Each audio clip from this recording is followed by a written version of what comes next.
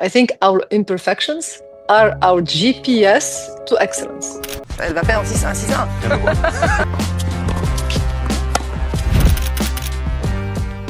They want to be perfect. A lot of people, most people want to be perfect. And when they do a mistake, they give themselves really hard time for doing that mistake. Well, these people are, for me, that's arrogance, because then only God is perfect. So if you're going to start comparing yourself like this, you're comparing yourself to God. I think there is nothing more arrogant than that. It's because we live in a society that judges everything. We live in a society that judges everything that let us free inside. You know, often we say, if it doesn't kill you, it makes you stronger. I don't really agree with that. Tunisia, do you think that nowadays, with the conditions that we have, it's necessary for an athlete to leave Tunisia in order to succeed? So before counting on help from the outside, have you been doing everything possible that is in your control first? Actually, the most important part, inside excellence, you have to stop talking about what we need is more investment. No. What you need is the real tools first. If I go back to 2008 in the Olympics, was that really the moment where you realized that you were no longer happy on the tour? I'm going to be very honest. In 2008 at the Olympic Games, it's not even that I was not happy. It's like I did not have sense to leave anymore. Welcome everyone to the first English-speaking episode of DeepSport Talk. We're back with the online format, and today I'm very glad that we'll talk about tennis. My guest is someone very special. An icon in Tunisia and across the Arab world. She was the first Tunisian and Arab woman to make it to the top 100 WTA players in history. She's also an outstanding commentator in beIN Sport, one of the best sports channel. But beyond her career on the court, she's truly an inspiring person. And today I have the honor to have her here, the one and only Selima Sfar. Welcome, Selima. It's a pleasure to have you on the show. Oh, wow. Yes. Thank you so much for this introduction. I've been smiling all along because you started by saying this is the first podcast in English. So saying that, meaning that I am a pioneer here, and I love doing that. And then you said that she was the first Arab woman to do this. And you know, you're giving me the opportunity actually to be very proud of that. So thank you. And I'm very glad to be the first one in this podcast in English. Yeah, that's the minimum that I can do, actually, because I truly believe that you're an inspiring person. You can help with your experience the next generations, not only in Tunisia, but worldwide. So Selima, thank you also for your time. I know that you're having a busy schedule commentating now on the US Open. And by the way, what are your predictions for the semis? That's a very good question. I think, as we have been seeing lately in women's tennis, and I think it's a positive thing, we can see a lot of surprises, especially in Grand Slams. I would still go perhaps with Sabalenka for the first one. I'm going to ask you for the second one, so at least we can have 1-1. Well, that's I was not expecting that question. Osaka, I really want her to win it. Yeah, because she's been through a lot of difficult moments, and I'm glad now she's back and she's winning a lot of games. So if not Sabalenka, I would go with Osaka. Let's see. So when we publish this episode, we will see who got it right. Exactly. Okay, Selima. So as I said, you're an inspiring athlete and person. Probably you was the one who broke that psychological barrier and made the next generation believe it's possible to be among the top 100 in tennis. So let's go back to the beginnings. Why did you choose tennis? Especially that if we go back on time, maybe 40 years ago, it was not a very common sport to practice. That's very true. That's very true. And 40 years ago, that does not make me any younger at all. But yes, I think that especially in Tunisia and the Arab world, 40 years ago, we tend to forget that times changed totally, like in every single department and way. First of all, in the Arab countries and Tunisia, women sport was not really like something famous for women. Sometimes it was even kind of shaming to do too much sport for women because you would be like a little bit like a boyish thing, So it wasn't something common to start with. Today it's fantastic and beautiful, but it wasn't the case before. So only very few girls were doing sports, even less those who were actually aspiring to become professional or to make of sport or tennis a proper job. That never happened before. Again, thank you for saying that I was somebody who broke something psychologically, because I really do believe that doing something for the first time has a difficulty and a pride at the same time, has a challenge and a pride behind it at the same time that is very special, because nobody has done it before. So you have no reference, and you are the reference. And you have to create the path, because the path has not been created before, even more psychologically too. So this has been something that perhaps sometimes we tend to forget, but especially 40 years ago, it was super difficult. Now there is Schengen, for example. I have only the Tunisian passport. So traveling around week after week after week, even in Europe, it was impossible to play all the tournaments because it's impossible to make visas for every single week after week. There is a lot of waiting times and days and not practicing or waiting, perhaps having the visa, perhaps not. There was never time to have a proper schedule. When you miss a tournament without telling them in advance, you have a fine. So the challenges were really kind of bit everywhere, without talking about the challenge of leaving my family at 12.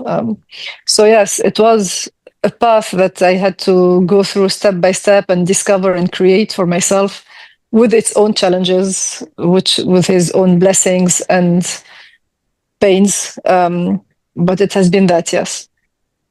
Yeah, you mentioned something very important, that you left Tunisia at the age of 12, I think. You moved to France, and I believe it was not an easy decision, because even nowadays, like most of the athletes leave at the age of 15, 16, 12 years old was an early age.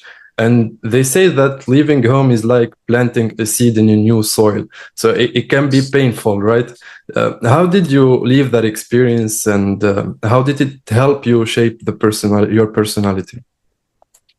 Thank you. No, I have not been having these kind of questions very often, believe it or not, but thank you for asking it. Painful would be truly an understatement. It was crucifying of pain, obviously. Yet it is the thing that made me who I am today. So if I regret, no, but all the difficult things that I had to go through, some I do not wish to others. But in the same time, that's the only way to create a path. That is also the definition of being a kind of a pioneer. How did it shape me? I think it did in ways where, often we say, if it doesn't kill you, it makes you stronger. I don't really agree with that. Because sometimes it cannot kill you, but it's not going to make you stronger. It's going to make you somebody who's super resistant, scared of everything, and not do anything in their life and just survive. I think it's very interesting when we can say, when it didn't kill you, it made you thrive. And in that way, it did. Not because of luck, but because I worked on myself. I worked on these very difficult challenges, pains, traumas, whatever you want to call them. And all these paths and challenges made me today very strong, wise, and also very loving and compassionate woman. So I think that it did shape me in the best version of myself so far, and I hope that I can make it evolve even more. Yeah, definitely. What you're saying was very important. And also sometimes they say that being uncomfortable or getting out of your comfort zone will help you become more mature, understand who you are, etc. And I think that was something that happened during your experience leaving home at the age of 12. And also, I've mentioned something that today many athletes leave at the age of 15 or 16. They want to succeed and go outside of Tunisia. Do you think that nowadays, with the conditions that we have, it's necessary for an athlete to leave Tunisia in order to succeed? I think in what you said, there are two points that are very important. The first one is that today the youngsters leave at 15, 16 Today, even if it's kind of easier because you have WhatsApp and FaceTime and you can talk and you can have connection all the time, at least in the technological way, it makes things a little bit easier than before. But I think that the most important thing is not really, if you ask me what you would have wanted to have, what you would have wished to have if you can come back and come again, I would say I would have the tools, the psychological tools, truly. This is the one thing that I would have wished more to have, not leaving. I know that challenge that I had to leave is important. Not going through the challenges I had to go through. It's really how to react to them. What kind of tools I have in hands and in my heart and in me and in my consciousness in order to know how to deal with this kind of situations, how to deal with this kind of emotions, how to deal with this kind of pains, how to deal with this kind of stress, how to deal with this kind of judgment, how to deal with this kind of competition, etc., etc. I think this is the most important. So to come back to your question now, do I think that it is important for the kids to leave Tunisia?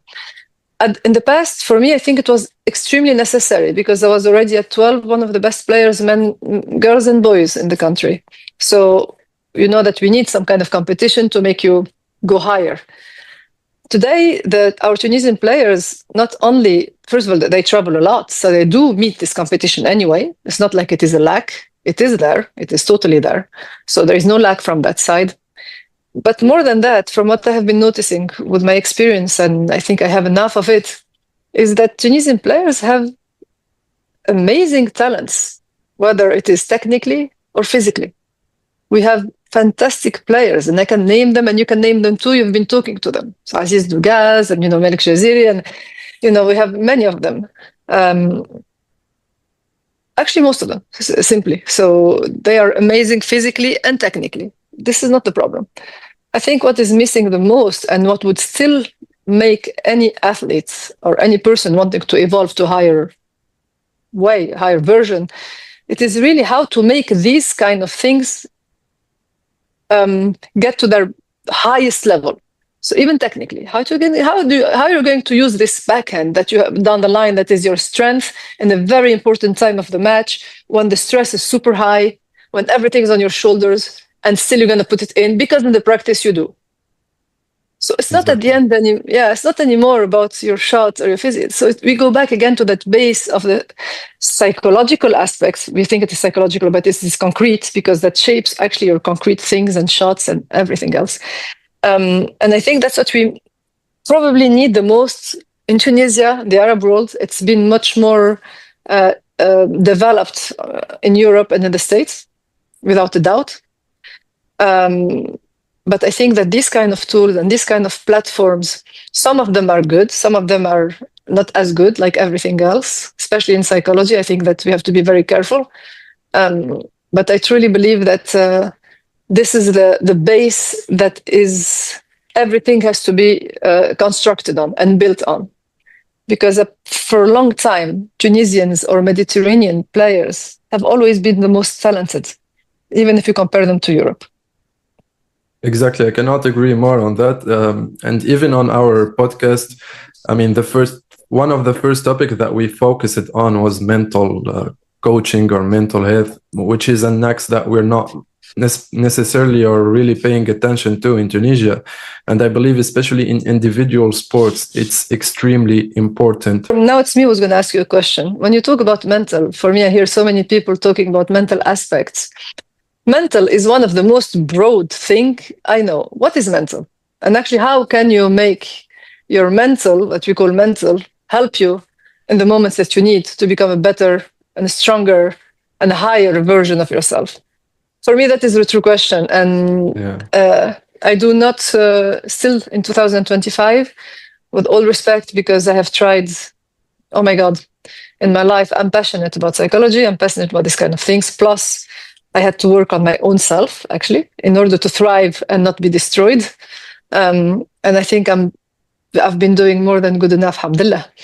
But going through this experience myself, so I'm not talking without experience, and trying a lot of things, and every time I try something, I try it properly. I'm somebody very disciplined, very committed.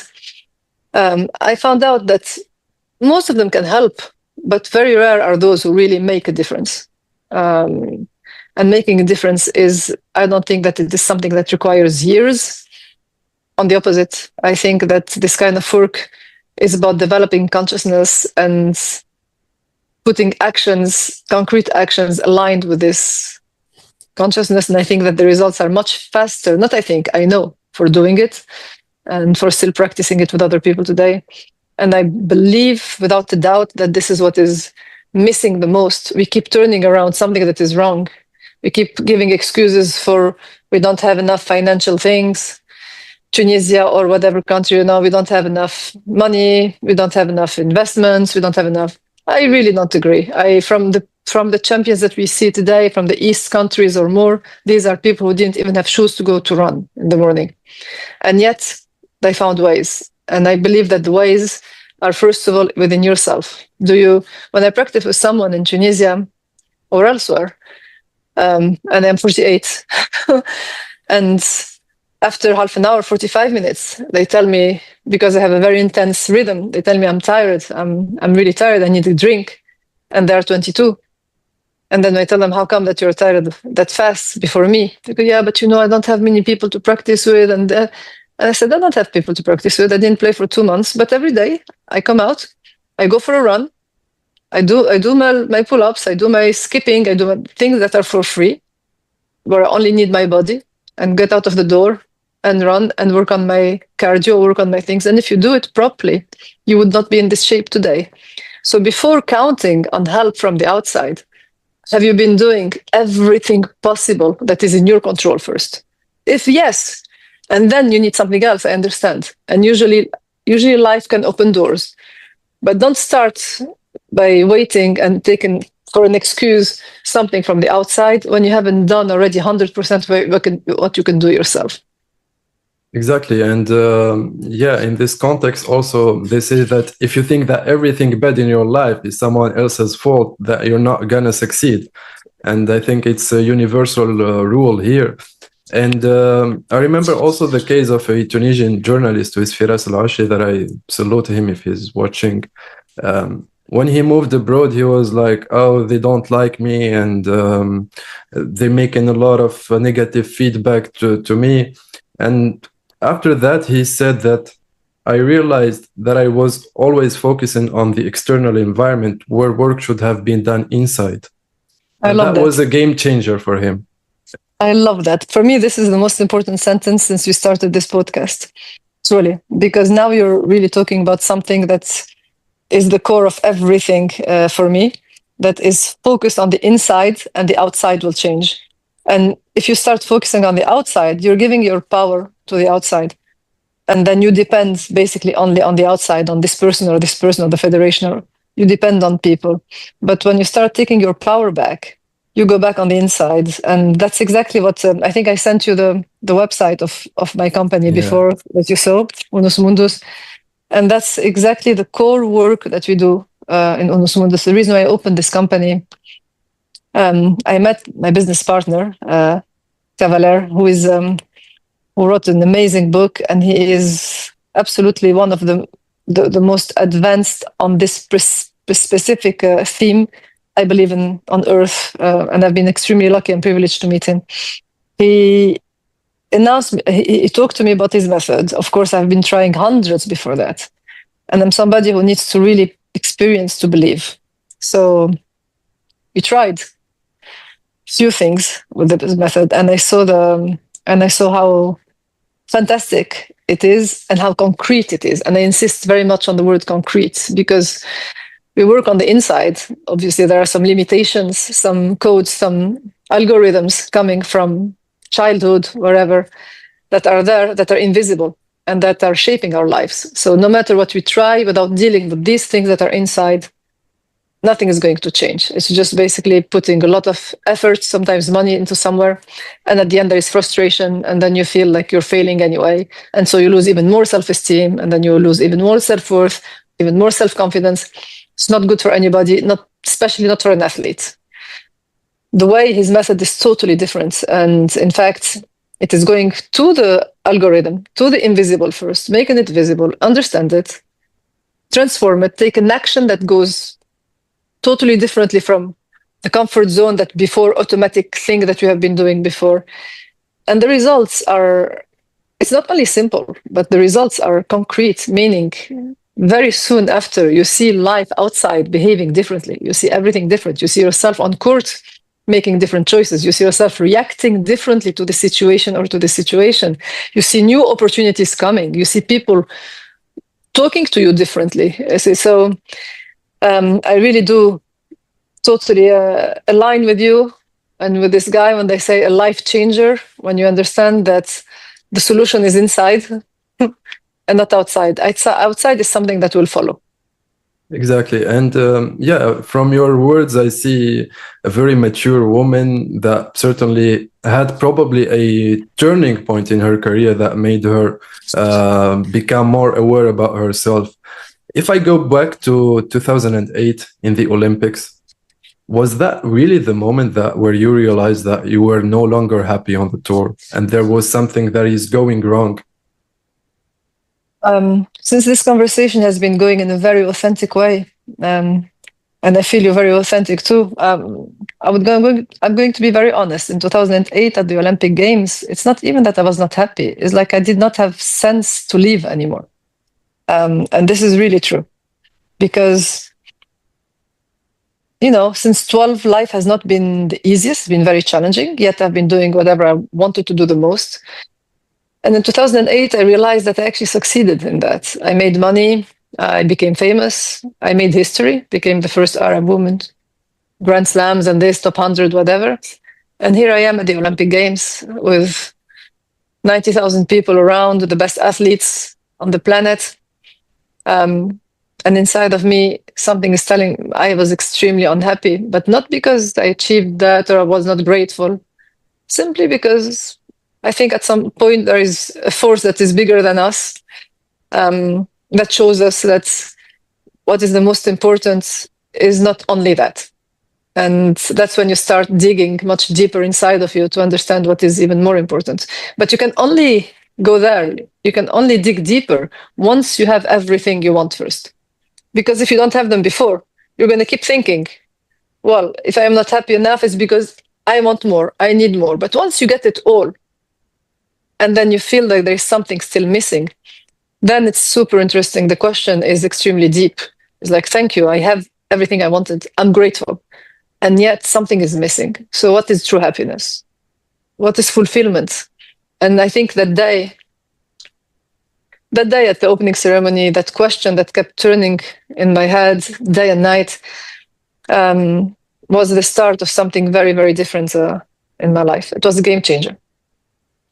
And and how did you deal with that? I mean, it's not difficult. It's not easy. I mean, in sports, because passion sometimes turn into pressure, and sometimes you only focus on winning titles, money, and you forget that maybe happiness is not there.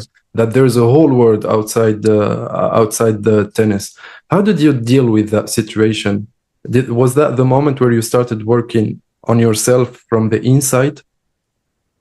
Exactly. Very good question. Yes. I think that in 2008, from the Olympic Games, I came back to Paris, and it's the first time I worked with a therapist, which is Mélanie Maillard, who helped also Ons. I introduced her after that to Ons, and I think she did a great job with Ons too. Sorry to interrupt. So you was the one who introduced Mélanie to Ons? Yes, I was. Oh, okay. Yes. Nice. I didn't know that. I did, and I did because Melanie did a great job with me. I'm extremely grateful because I went to her when I was in a very deep crisis, and she knew how to deal with it in a very professional, loving way. And today, I'm still very grateful to her. But then that is the first step, because dealing with a crisis at that moment is one thing. That's actually a kind of some kind of work. It's still kind of superficial. But from there, everything started for me, where I wanted to seek and to understand much more, and to understand more of where these things come from, why do we feel bad? Why do we have this moments where we freeze, even on the tennis court? Where do we have these fears? Why do we have this depressions, where does it come from? And that's when I started really realizing that everything comes from the unconscious, which is what happens inside of us without us knowing. And that's driving totally our life and creating concretely our external life. So we can say, for example, I want a partner who is very, very nice with me. And I don't know, I don't understand why I keep attracting a partner who is really, really not nice to me and abusive. But if this person in her childhood had a parent who was very, very not nice to them and abusive, and that is unconsciously the definition of love that they gave, then the unconscious is going to keep repeating exactly the same thing. So consciously, you're going to say, no, I want somebody nice. But the unconscious wins. Until you understand that part and until you make that unconscious, which is the invisible, visible. And you develop consciousness about it. You understand that part of you who is sad, that part of you who is an inner kid who is actually traumatized in a way, and heal that part and transform it, and know, with actions also that will go into that same direction. And it seems simple, it is. It requires courage because it's uncomfortable to do something totally new. The new is the unknown. People like to stay in the known. So you said earlier about uncomfortable zone. It has to be uncomfortable because if it's not uncomfortable, then it's not new. If it's not new, there is no change. Okay. But it is absolutely fascinating how I like concrete. If something is not concrete, I don't see results concretely, I'm not interested. So it's fascinating how the concreteness of this method, that makes total sense. And at the end, it's actually even fascinating to do it within yourself because there is nothing better to evolve. I think we're all here. I think happiness, progress is happiness, evolution is happiness. So as long as we keep evolving within ourselves, not only we're going to achieve better things because we evolve, but more importantly, we're going to be happy with ourselves. We're going to be fulfilled. And that is, for me, the most important thing. And that's the biggest lesson that I learned from 2008. And that I would like to offer to people because a lot of people ask me, what would we have liked to have? And I say, my answer is exactly the company that I have developed now, what I'm offering in there. Oh, nice. That's really interesting. And because sometimes some people, they put a lot of pressure on themselves also, and they want to be perfect, which is sometimes impossible. And here, for example, even Roger Federer said once in a very famous speech that perfection is impossible. Do you agree with this, and that athletes and even people, not necessarily athletes, they should understand that perfection is impossible? I think that more than impossible, perfection is boring. I think perfection would kill everything because then we live with robots. Then at the end of the day, you talk with Siri all day and you see if you have enough after a day or not. Perfection is not only inachievable, it doesn't happen. So you're exhausted because you keep running behind something that you'll never get. It's super exhausting. And because you never get it, then you're always telling yourself that you're not good enough. And if something is perfect all the time, like if you see perfection in a machine or whatever, it's boring. I think that the human imperfections are much more exciting. But when I say imperfections, I don't say toxic things. Imperfections, when someone can feel sad, when someone can feel jealous, when someone can tell you, hey, I feel a bit insecure, can you reassure me? Or when someone can... This is the most beautiful thing in human beings now. What I believe in, though, is excellence. And the difference between perfection and excellence is a universe. Excellence is excellence. Excellence is when you keep evolving. When you keep evolving, you're doing excellence. But excellence is not perfection. Inside excellence, there are imperfections. Inside excellence, there is vulnerability. Inside excellence, there is being human and compassionate. Actually, the most important part, inside excellence, there is allowing yourself to do mistakes. That's the only way you can become excellent. Because every time you're scared to do a mistake, you stop yourself, you're going nowhere. You're going to be average and imprisoned. But excellence is being free, is allowing yourself to do mistakes, learn from them, and go again. Michael Jordan is one of the best, I think, that explains this. Roger Federer too. So yeah, for me, I want to be excellent. I don't want to be perfect. And I actually, again, with Unus Mundus, what we do, and this is really, our slogan is really, we want to make people excellent, not perfect. Exactly, and perfection is, as you said, is impossible, and no one can be perfect. I mean, for example, I'm a believer. I cannot, for example, think that I can be better than God. Maybe God is the only Exactly. perfect, or someone, I don't know, that does not believe in God. He's not better than nature. You cannot Exactly. be perfect, and which makes us humans and defines us as humans. And also, there's a Japanese art called kintsugi. I don't know if you know it. It's where broken pottery is repaired with gold instead of hiding the cracks, which gives us an idea that sometimes those imperfections help us make a better version of ourselves. For example, these pieces, those broken pieces, when they were fixed, they become even more valuable. So sometimes we need to accept that our imperfections defines us as humans, and sometimes it being aware of those imperfections can help us make a better version of ourselves. I would go further. I would go really further, and I'm gonna ask you if you can do something for me after telling you this. I think our imperfections are our GPS to excellence. So if you allow them, look at them, understand them, and allow them, it's our GPS to excellence. Because if every time that Michael Jordan missed a thing, stopped, he missed more than what he put in. But because he allowed himself to do that at the most important times, he was able to do it freely and confidently, because he allowed himself that even if he missed, that's fine, I'm human. The other thing is, people think that they want to be perfect. A lot of people, most people want to be perfect. And when they do a mistake, they give themselves really hard time for doing that mistake.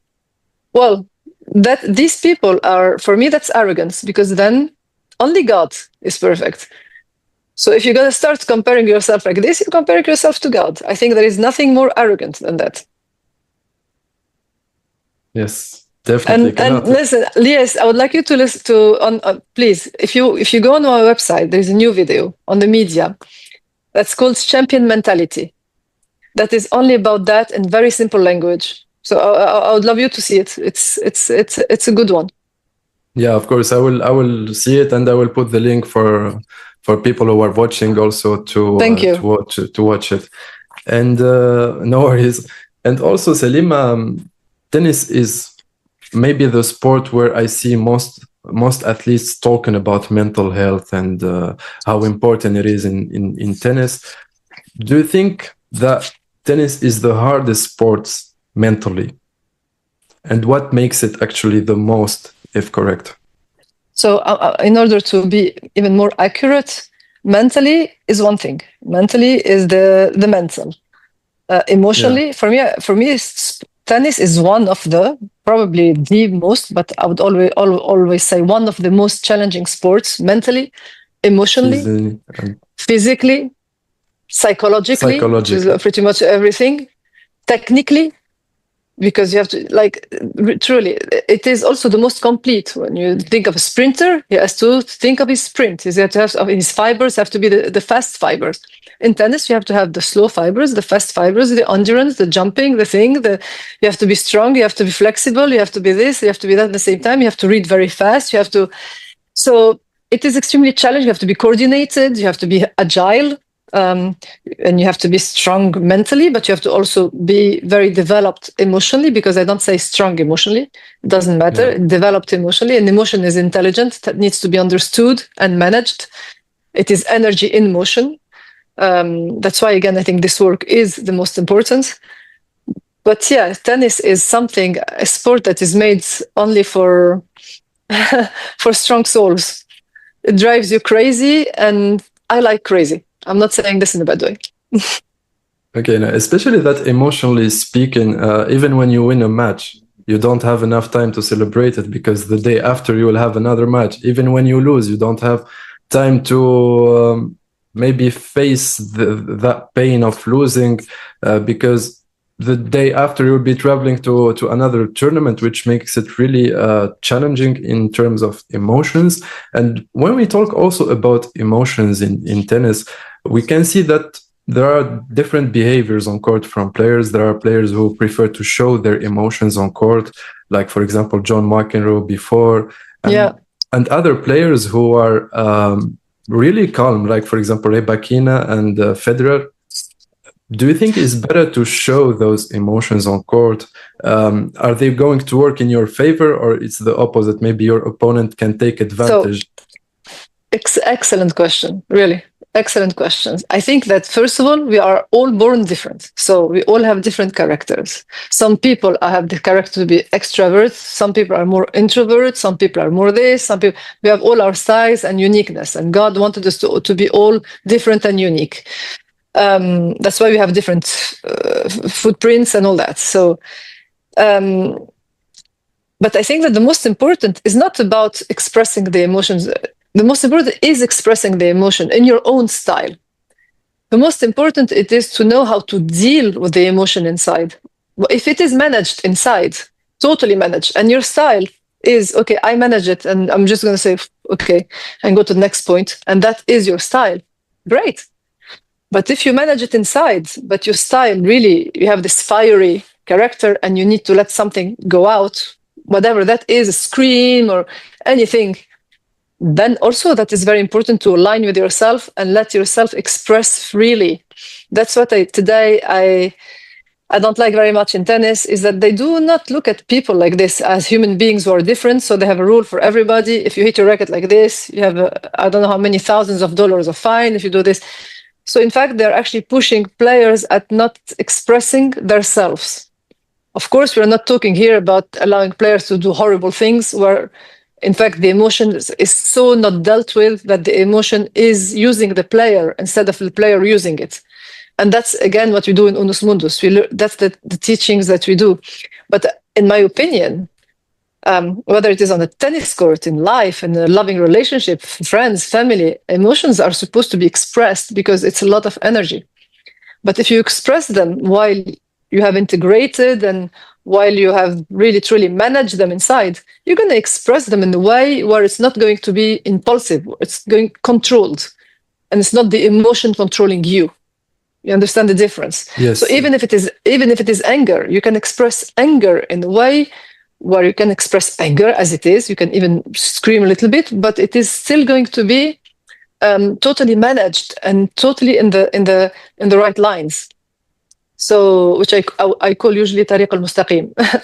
So when it is not controlled, it's going to go out in different ways, and it's going to be probably toxic to you and to people, and on the tennis court too, and all that. So to answer your questions, perhaps what needs Rebakina is different of what needs McEnroe.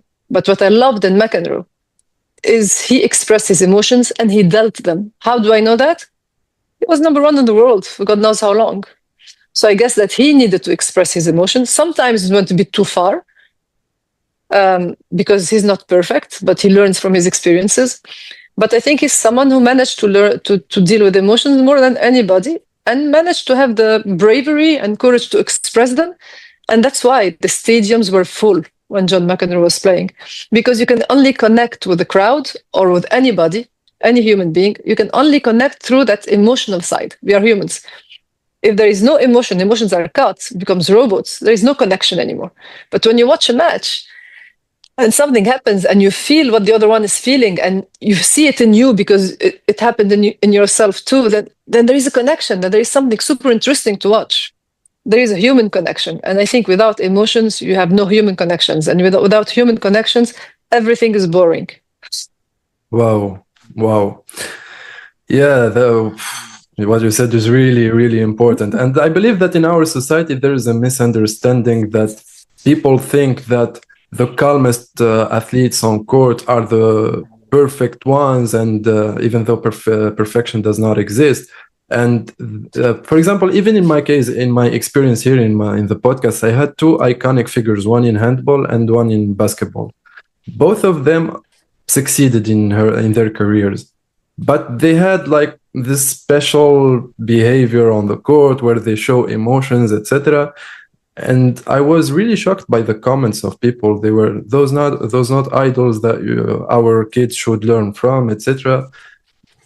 So they don't. But you see, yeah. Sorry, I interrupted you, but yes, the reason why people react like this is because we live in a society that judges everything. We live in a society that judges everything that let us free inside. The society wants to control even our emotions. You can react like this in this case, or like this in this case, but you're not in my shoes. You don't know how I feel. You don't know my wounds. You don't know where I come from. You don't know my life. You don't know if this is going to affect me more than you. And yet we live in a society where they tell you expressing anger is bad. Feeling jealous is bad. Feeling envious is bad. You know what? I don't agree. These are called dark emotions. They exist for a reason. I think if God is perfect and if he created these emotions, he's perfect. So if he created them, it means they're useful. But they are useful when they are managed. So I'm going to give you a very simple example. Envy is one of the most beautiful energies for me when it is integrated, not when it is not controlled. Because envy is going to show you what somebody does that you really want to do, something that you didn't allow yourself to do, but you're dreaming of doing really very much. So it's something inside of you that it's ready to come out and to do. So you envy it on the outside in order to understand it from the outside. So it gives you, in a way, what are your dreams? How beautiful. When you look at it this way, how beautiful. Envy is beautiful. Same thing. Jealousy, anger. Anger is a very important emotion. It's one of the emotions who has the most energies. So if you manage it, you're going to have assertivity, you're going to have presence, you're going to put strength in the shots, you're going to have, but if you don't, if you repress it, if you don't allow it, and if you don't allow to express it in a managed way, it can destroy you. So the problem is not anger, the problem is how do you manage it? Yeah, exactly. And but sometimes, I mean, even young athletes are vulnerable in a way because when they read those comments or, I mean, because in general in our society, whether we like it or not, people judge you and sometimes they don't even understand the sport and they allow themselves to commentate and give themselves space to see to say who you are and what you should do, etc., which can affect the athletes in a certain way. Of course, it's something I have been experiencing a lot, and that's why this work changed everything for me, because it's been difficult before having this method. Before trying this really innovative method, it was very difficult. When you are a public person, it's super easy for people to put you down. It's super easy to say things. It happened so many times. It's humiliation. It's pain also. It is, you feel shamed. You feel things you feel sad. You feel angry also. You feel it's unfair. It's very difficult to deal with things like this. And in the same thing, I'm going to tell you one of the most important things I discovered with this work, and it is also explained, and we work on it with Unus Mundus very much. It's that what we fear is not failure. Forget about it.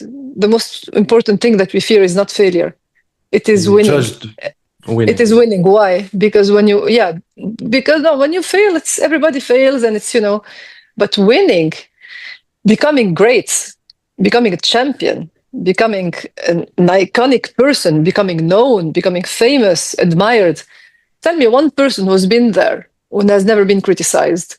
You expose yourself, and you expose yourself to a society that does not really manage very well envy or jealousy or anger, because they have not been given the tools, because they have not been taught how to deal with these emotions. So if somebody doesn't know how to deal with envy and jealousy and anger, and suddenly they have somebody who is super famous, super good, super rich, what's going to happen? Of course, the first opportunity, everybody's going to destroy the person. Yeah, and they want to inflict that pain to and they want, sorry to interrupt, they want to inflict that pain to the pain that they're probably feeling deep inside, or the envy or the jealousy. They want to inflict pain to other people who are succeeding.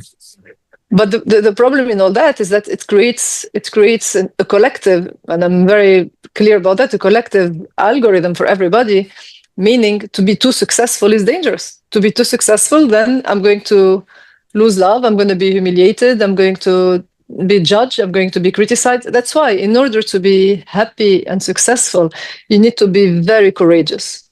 Why? You need to dare accepting criticism. You need to know how to deal with criticism. You need to know how to deal with judgment. You need to know how to deal with people being angry with you. You need to know how to deal with people like crucifying you. You need to know how to deal with people being unfair and humiliating you, and still do what you have to do, and still be great. And this is not easy, because for most people, they don't have the tools to deal with this kind of horrible things that they... But to be iconic, you need to be super courageous, because you have to know that you're going to be facing that and still go there while knowing you're facing it, and be ready for it and still go. And once you go beyond it, and once again, everybody's like, oh, wow. Most kids, unfortunately, they stop before because they don't have the tools. So when they have the first hit, the second hit, okay, I'd rather be average.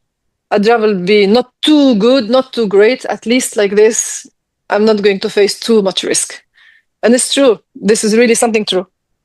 And what's the ideal way, if we can say? I mean, there's no ideal way, definitely, but how can they deal with such comments from people? For example, we can talk about the power of subconsciousness. There are athletes who prefer to create their own realities, like Novak, for example, when the crowd, I mean, it's not necessarily the same context. I see. Yeah. I understand the example, but that's exactly what I'm saying this again. I'm repeating this again, because this is truly the core of the work that that's the reason why I opened this company, really, because what we do is to teach people to deal with this inner emotion. Because at the end, if somebody comes to you, yes, and talks to you badly and humiliates you from the outside, the hard part is what you are going to feel on the inside, right? That's the hard part. Okay, that's the one that needs to be dealt with. So what we do is to teach how to deal with these emotions, totally, to understand them. First of all, an emotion is the most intelligent thing possible, with a lot of energy. It's an energy in motion. So when you understand it, it wants to be understood. It's like a kid. A kid wants to be understood. When you understand the emotion and you understand what it wants and how to deal with it, it calms down right away. Once it calms down, you can use its energy to an action that you want in your way. I'm saying this very fast as a resume, but we have a method that is from A to Z, perfect. Why I'm saying perfect or excellent rather than perfect? It's because I've been trying it over and over again. We have other clients, we have other people, and so far it works, and it works in a concrete way, in a lasting way. For me, I call these tools that are simple, and I truly say it again, in 2025, there are not enough tools for human beings. There are no real tools. I've tried a lot of things. I'm 48. I tried a lot of things. Everybody who knows me well enough, they know, until I came to this method. I tried a lot of things. And what we need is tools. For the people, the players in Tunisia, the Arab world, tools. For the coaches, we need tools, because if the coaches start talking in the wrong way to the players, what's the point? Exactly. What's the point? So the family, the entourage, the coaches, they need this formation. They need to really learn these tools that are not difficult to learn. It's actually different language. It's a different perspective. It's like changing the mindset to something else totally, and try a different path. A path actually that is not common, but probably in a way easier and much more beneficial. Just need the mode d'emploi, how it works. So yeah, for me, this is the most important, because today my life is great. I don't need to work and open a company on psychology or developing consciousness. But I wanted, because it is the thing that made me alive when I felt dead. And it is the thing that I can see is still working, not only for me. And what I see also is that most people, it's what they need most. I'm really serious. It is what they need most. And especially, well, in Tunisia, I'm certain, because I'm there a lot. In the Arab world, you have to stop talking about what we need is more investment. No. What you need is the real tools first. Then we'll talk about investment. Exactly, and this is much needed for everyone, not only athletes. And we are happy to see such initiatives from people like you, from people who have been there and who experienced this, and they saw how this can actually be a game changer and help you become a completely different and better version of yourself. Okay, so Selima, we've been talking about also pain in sports. What's more important? Do you think that athletes should face and accept the pain, or they should maybe try to skip it, not feel it? Okay, your questions are so good that this is like a proper session in the in the consultation room of Unus Mundus. Pain is, let's say, for example, to answer the question to you, a pain. When we feel pain inside of us, imagine it like there is your inner kid, like you as a little kid, that is feeling pain. That part of you is an inner kid in you. A little, yes, 4 or 5 years old, that doesn't matter the age, who's feeling pain. So the question is, do you need to not give it attention, or do you need to give it attention and understand the pain? So the pain is our best friend. Why? Because it's our best indicator. Indicator of what? Indicator of what something very important in us. If you had a baby or a kid, the most important thing for you is that. So the pain is showing what is wrong with that most important part in you. That is very powerful, by the way. So it's the most powerful part in you. So if you ignore it, oh, what a shame. But if you go and if you have a kid who is like crying and crying and crying and in pain, is it better to tell him, okay, go to your room, I don't want to hear about you? Or if you go to him and tell him, hey, what's wrong? Where do you have pain? How does it feel? I'm sorry about it. I'm really sorry. I'm here. I'm really sorry you have pain. What did you eat? And try to understand him do you think the kid will calm down? Or so, yeah, of course, the pain is there for it to be understood, felt for intelligently, and dealt with. The pain is something inside of us telling us, hey, there is something better here. Help us to go into something better. Simply, it's a GPS to the better version of ourselves. So yeah, pain is our best friend. And most people, it's not comfortable because it's painful. Yeah. But what is not comfortable sometimes is what we need to go through for a bit in order to get much better after. And I always say, and this is something I want to say because you're going to like this, I think, there is a very big difference for me between pain and suffering. Pain is something we choose, as you say, we pay attention to it and we dive in it and try to understand it and deal with it and not escape. Suffering, and when you feel the pain and try to escape and the pain catch you back and happen to you again and happen to you again without you even choosing anything. At least here, about choosing your pain. I choose the pain that if I work on is going to get me to somewhere meaningful. So it's about which pain you choose sometimes in life, because pain is part of pain is part of the school of life, but pain is part of how we have evolved.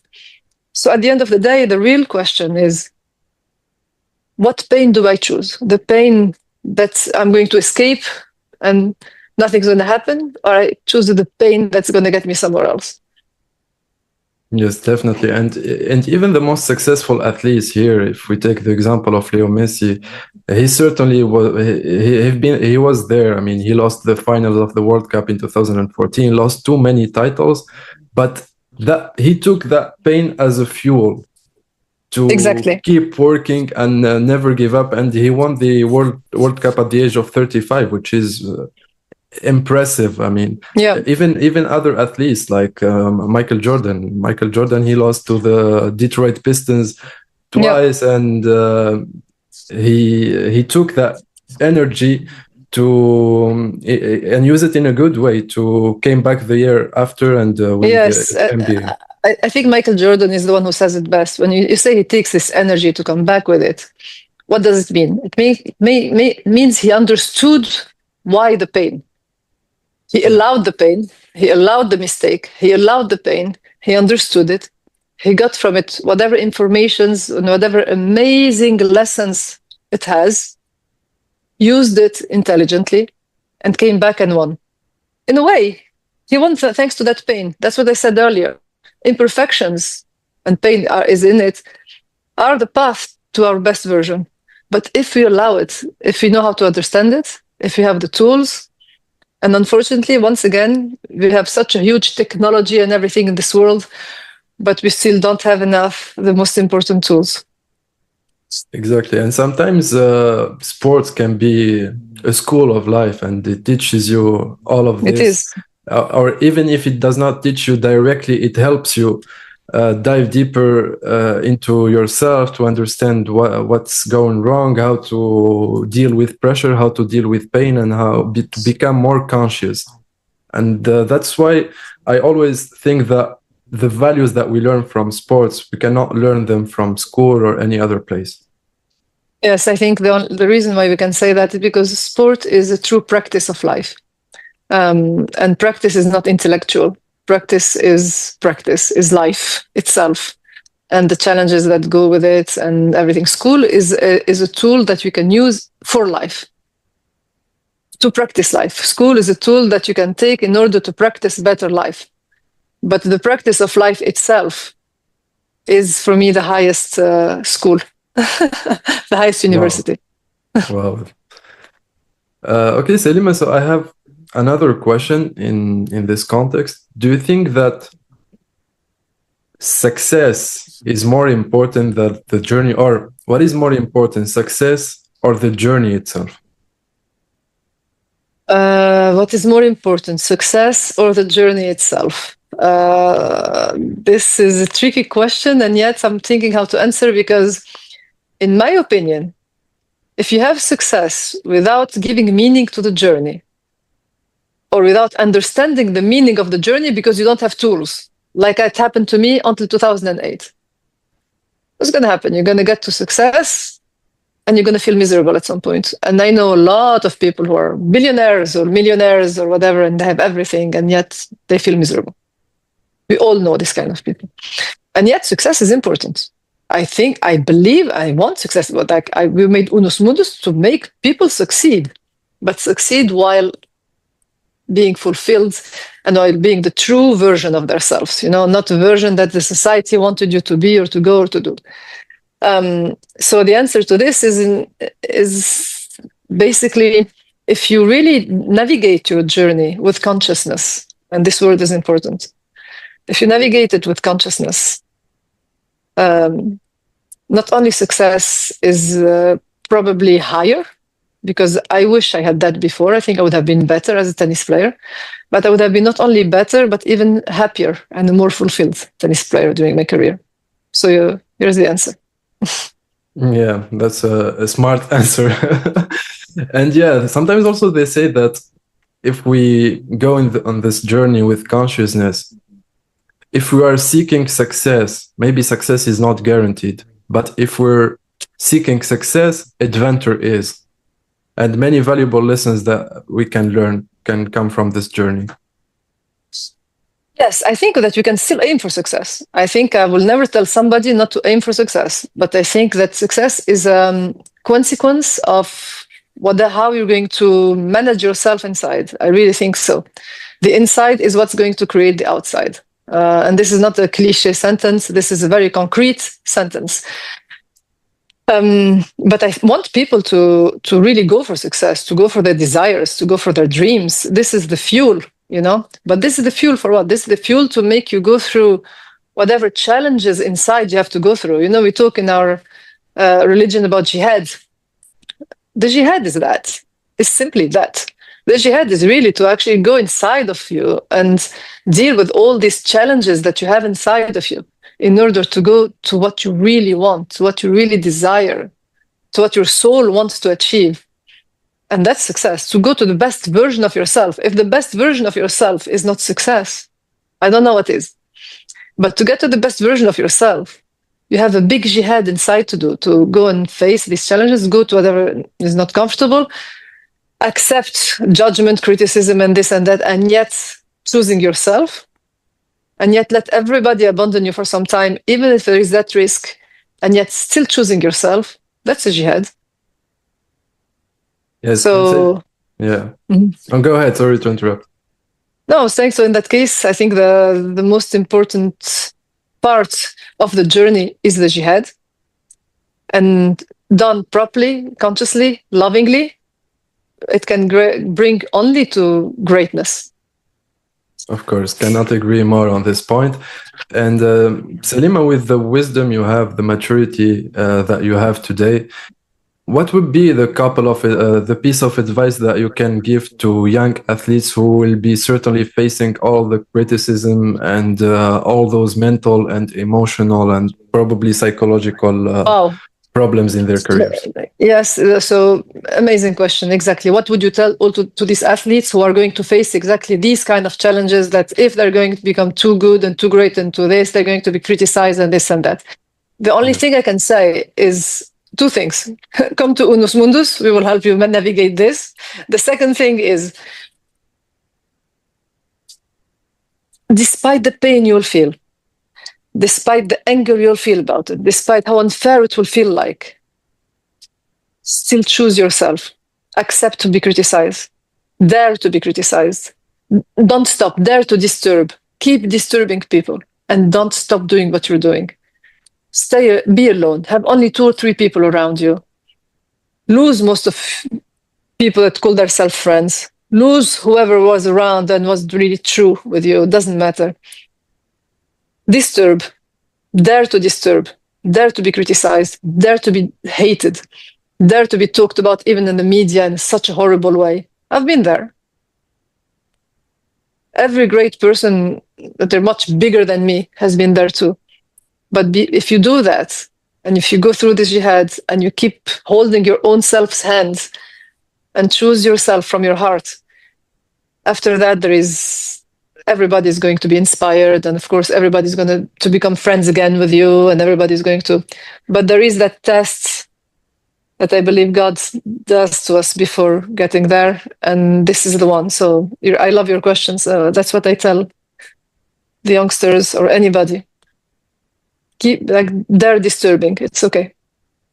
Yeah, perfect. And also there's another important thing in sports is that when the athlete is in his peak, when he feels maybe that he's undefeated, he cannot be defeated, etc. How to deal with this ego that many athletes might face when they are in the peak of their careers?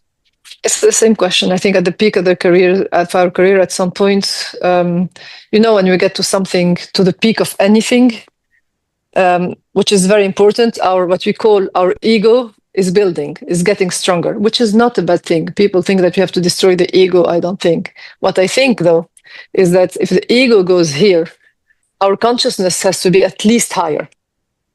Because if not, then it's arrogance, and then it is a problem. But how do you build something without strong ego? I am a strong ego. I develop things in my life. I'm a strong person. But how can you do more things even for people if you don't have also a strong ego? But if you have a strong ego without developing more your consciousness, then God is going to tell you, hey, okay, who's stronger, me or you? Despite when you're at your peak. I'm going to do this, and you're going to be at your knees. And when you're at your knees, then you learn. Then arrogance comes down, and then you develop consciousness. So consciousness is God. So you develop that. Then you reinforce your ego. Then you understand that you have to keep reinforcing both. That's really the balance. Wow. That's really impressive to know the importance of making this balance, because many athletes become arrogant because they're not conscious. When they reach a certain level, even when they are at a young age, they're not. But you see, that's what I'm saying again, is that I don't blame them because they don't have the tools. I didn't have the tools. I did that mistake many times. I hit the wall many times. That's why I'm now, you want to understand better what I said in the beginning of this podcast.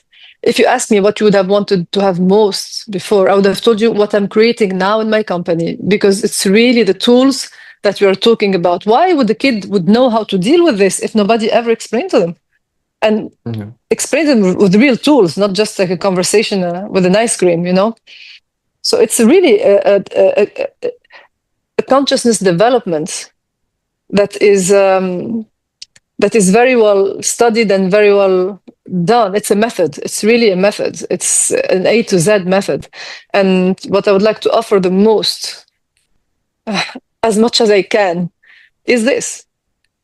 First of all, my country, even though I tried, I proposed a few things, but I don't think that, I don't know, it's been taken as seriously as what it is, I believe. Was it with the Tennis Federation? I tried, yeah. I tried a couple of years ago.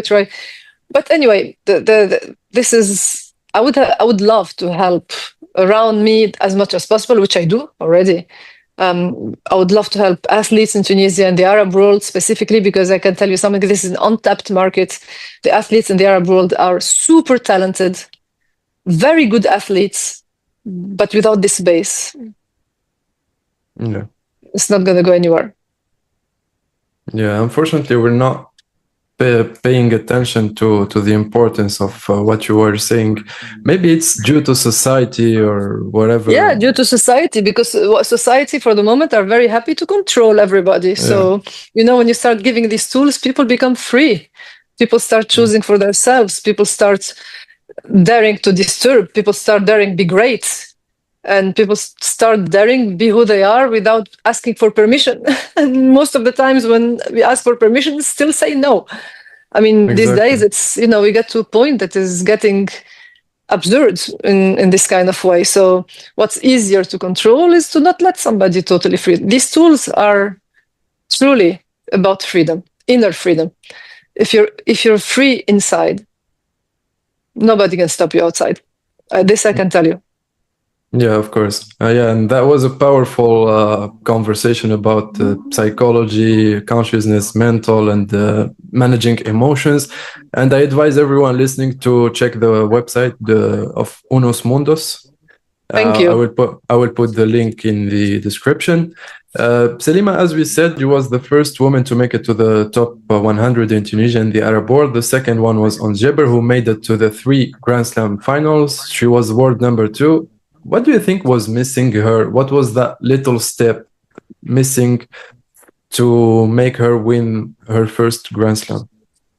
Well, it's very difficult for me to talk about missing when we're talking about a Tunisian woman player who made it 3 times to a Grand Slam final, and he was number 2 in the world. Missing, I think, is a little bit too harsh. If you want to go into details of the details and ask why couldn't she be even more great, because that's what she was. I would say, you know, maybe the same, maybe in a much more elite kind of way, the same things that we have been talking about in this whole podcast. But in the same time, she's done a lot. Yeah, of course. So here we're talking, you know, evolution is infinite, right? So here we're talking about another level of certain evolution, but exactly the same things that we have been saying here. Nothing different. How to deal with the emotions, how to deal with the fear of success at an even higher level, because winning against Grand Slam changes everything from losing in the final. So there is also probably these unconscious contents playing around, and are there happening as a pattern in order to be seen, transformed, and to thrill even more. Of course. Yeah, and also when I was watching the final, I got upset because, I wanted her to win it too much. But after a few hours, I just realized that I was watching a Tunisian woman playing the final of Wimbledon. Exactly. And I was like, that's something that you could not even dream about. Even in your dreams 10 or 15 years ago, you could not think about it. So I really want people to give also the recognition that our top elite athletes deserve, because Ons Melek Jaziri also, who made it to the top 50. No, Melek deserves a lot of recognition, and much more than what he has been having. This every time I can, I say it. Not because he's a very good friend, not because he's a very good person, but I know what he has been going through. I've been also with him a bit in his career, and he deserves a lot of recognition. He's really amazing. He's done something that is absolutely incredible, and I congratulate him infinitely, really. Yeah, we certainly salute Malik if he's listening to this, and maybe he can be our guest in one of our next episodes. I believe that he can share a lot of insights with the young athletes. So Selima, there is also another sport which is exponentially growing, which is paddle. Do you think that today we can say that tennis is in danger because of paddle, or they are completely different sports and there is no danger? Yeah, danger. I don't know. I don't think danger. I think this would only happen like if you if you take the example of you are with your wife and then there is another beautiful girl next to you and she thinks you're a cool man.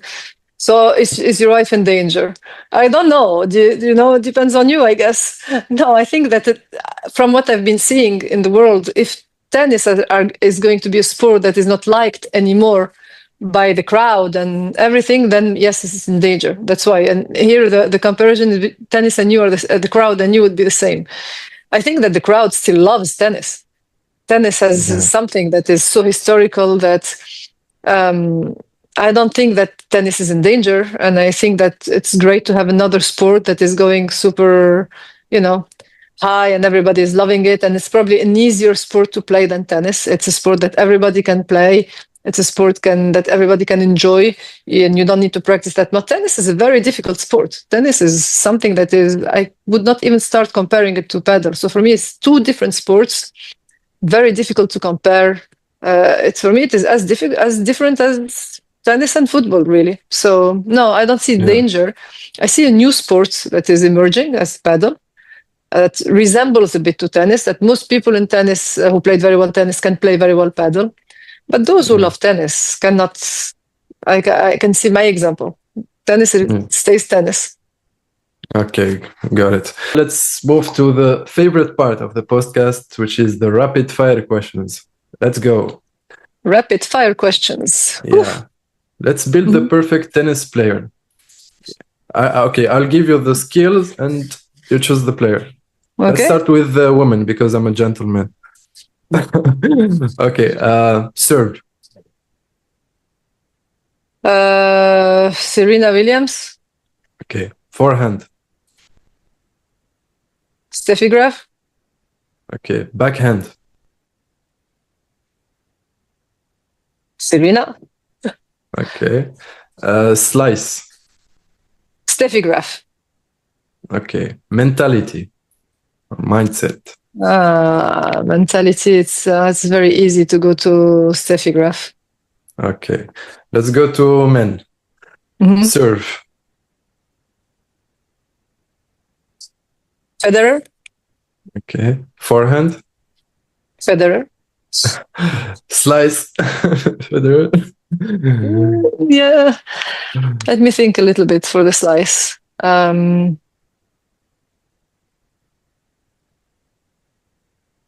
Yeah, maybe Federer. Yeah, especially the short slice. Yeah. Yeah. Okay. Backhand. Djokovic. Or Stan Wawrinka. I'm hesitating. Yeah. Wawrinka. There's also Dominic Thiem who has a good one-handed backhand. Okay. Mentality. Nadal. Yeah. Who's your favorite among the top three? The top three now, you mean? No, men or women? Men. Federer, Nadal, and Djokovic. Voilà, top three. Okay, you're talking about the legendary top three.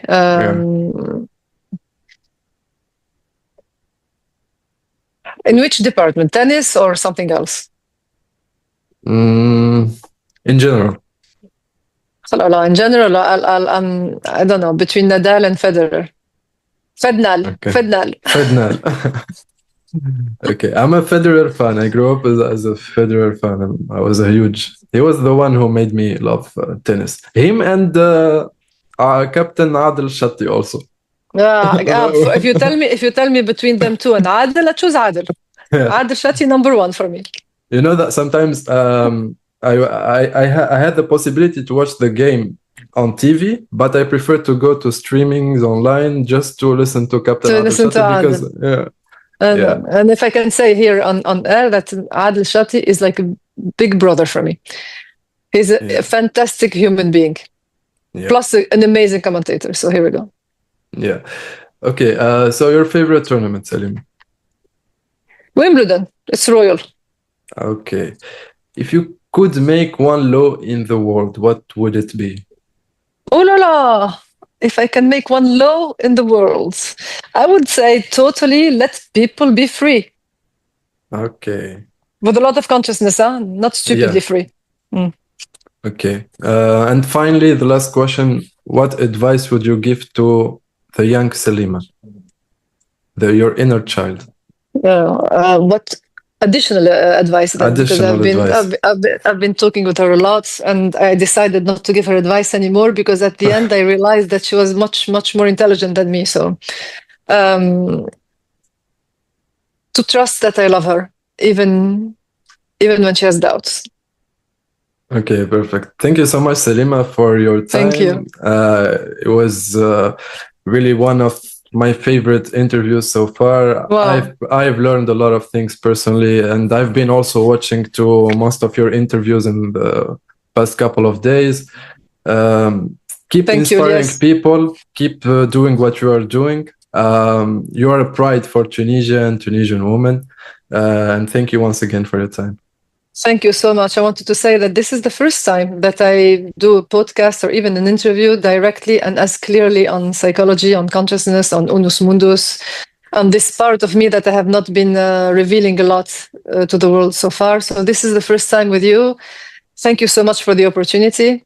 And thank you for being that understanding and kind. Thank you.